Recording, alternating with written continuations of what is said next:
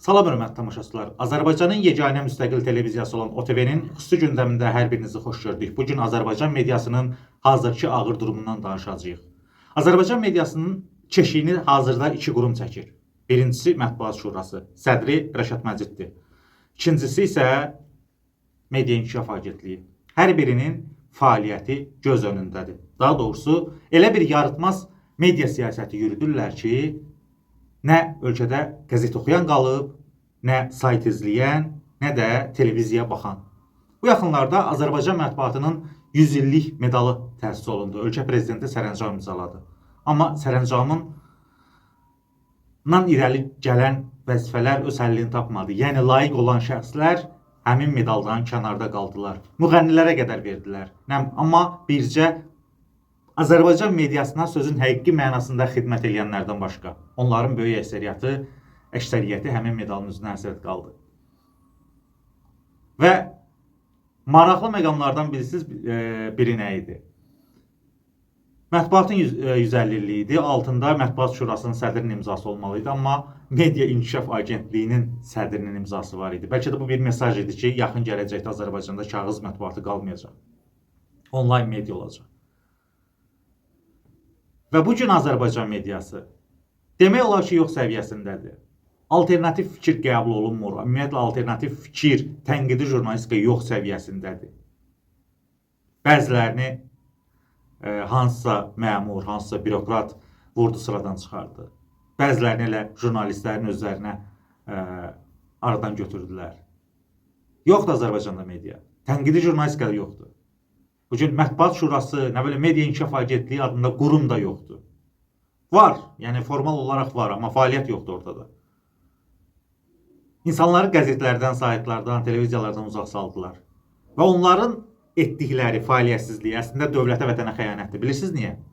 Bugün Azərbaycan tamaşaçısı ən ucqar kənddə belə bizim televiziyalardan, dövlətin, insanlarımızın vergisi ilə formalaşan, ayrılan pullarla ayaqda durmağa, saxlanılmağa çalışan televiziyalardan üz döndəriblər.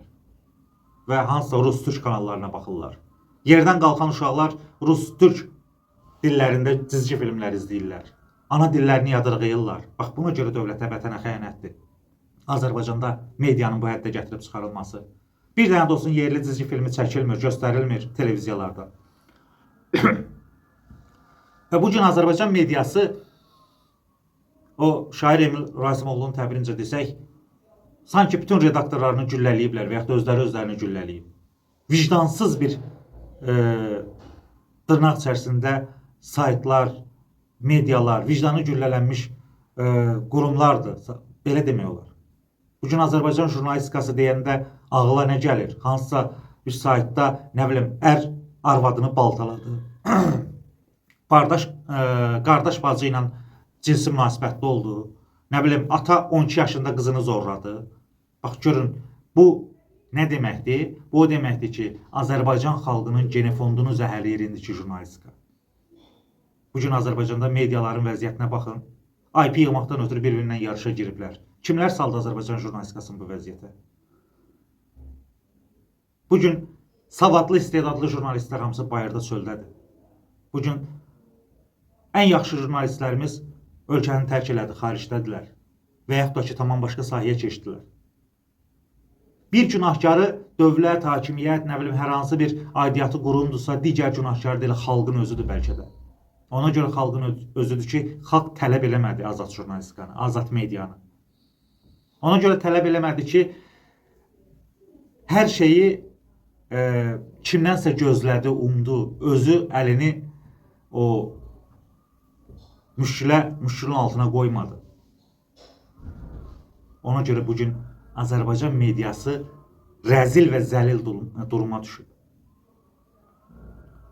Bugün bizim media elə bir vəziyyətdədir ki, onu indən sonra nə eləsən düzəltmək, yaxın 10 illikdə düzəltmək mümkün deyil. Rüşvətlə kirlənib, əksəriyyətinə aid də, yəni hər birinə aid deyil. Təbii ki, Azərbaycanda sağlam media qurumları da az da olsa qalır. Az da olsa sağlam düşüncəli, təfəkkürlü redaktorlar var, jurnalistlər var. Amma biz kökündən dəyişməliyik bunları. Xalq özü dəyişməlidir. Bizim xalq istedadlı xalqdır, yaradıcı xalqdır. Özü yeni yanlışmalar ortaya qoymalıdır. Baxın, əlimizdə kifayət qədər resurslar da var. O baxımdan ki, kütləvi informasiya vasitələri deyəndə eyni zamanda sosial şəbəkələr də artıq bu segmentə aid edilir. Və o baxımdan ki, biz sosial şəbəkələr üzərindən yaradıcı, bu xalqın genofonduna xidmət eləyəcək, xalqa həqiqi xeyir verə biləcək televiziyalar, radiolar, saytlar da yarada bilərik. Bəli, başa düşürəm, indi kimlərsə gündə bir qanun qəbul eləyir.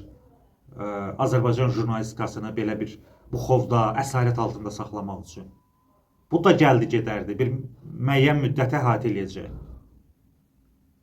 Amma biz öz taleyimizə biganə qala bilmərik. Jurnalistika cəmiyyətin güzgüsüdür, bu bir mənalıdır. Azərbaycan jurnalistikası sıradan çıxarıldığı gündən xalq belə bir bərbad vəziyyətə düşdü. Vaxt var idi ki, prezidentə gedib çatmaz deyiləcək məsələləri media işıqlandırırdı. Məmurlar mediadan çəkinirdi, ehtiyat eləyirdi. Bugün Azərbaycan mediasını, üzr istəyirəm ifadəmə görə, bəzi hallarda heç iti yerinə saymırlar jurnalistləri, nə bilim yazarları, o birisini, bu birisini. Niyə? Çünki özlərindən əmindirlər, bilirlər ki, onlar belə heç nə eləməsələr, elə media rəhbərliyi eləyən qurumlar məsələni həll eləyəcəklər. Falan nazirlikdən şikayət var, redaktora bir dənə təpinəcəklər ki, həmən xəbəri çıxar. Və yaxud da həmin nazirlik əleyhə düşəcək, reklam verəcək, bu xəbər getməsin, mən səni maliyyələşdirəcəm. Bax, bugün Azərbaycan mediası əksərən belə işləyir. Yenə də deyirəm, hər kəsə hamıya aid deyil. Az da olsa sağlam media qalır, ən azından sosial şəbəkələr səviyyəsində. Bugün dövlətin vəsait ayırdığı 39 səhv eləmirəmsə media resursu var. Hansı biriniz deyirlər? Heç birini demək olar ki. Belə qurama bir IP yaradıblar. Özləri üçün bir sistem formalaşdırıblar. Boş şeydir hamısı. Boş şeydir.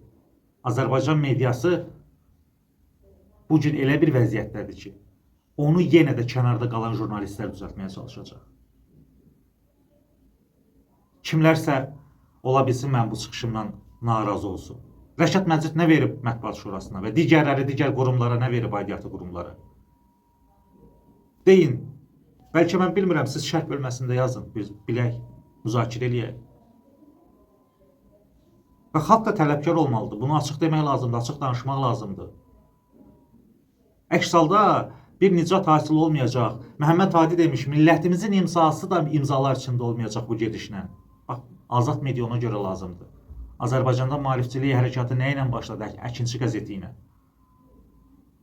Qəzet, media, mətbuat, onlayn media olmadıqca, yəni sağlam medianın tələblərinə, jurnalistikanın tələblərinə cavab verən media olmadıqca biz məhvə məhkumuq, bunu yaxşı yadınızda saxlayın. Və bu sözləri siz Azərbaycanda hər hansı bir televiziyada eşidə bilməzsiniz. Açıq yanaşma Azərbaycan televiziyalarında demək olar ki, yoxdur, yox səviyyəsindədir. Bugün mənə Azərbaycan televiziyalarına məni çağırmırlar, qadağan eləyiblər, yəni veto qoyublar. Niyə? Çünki həqiqəti deyirəm. Niyə? Çünki həqiqəti demək onlara sərf eləmir.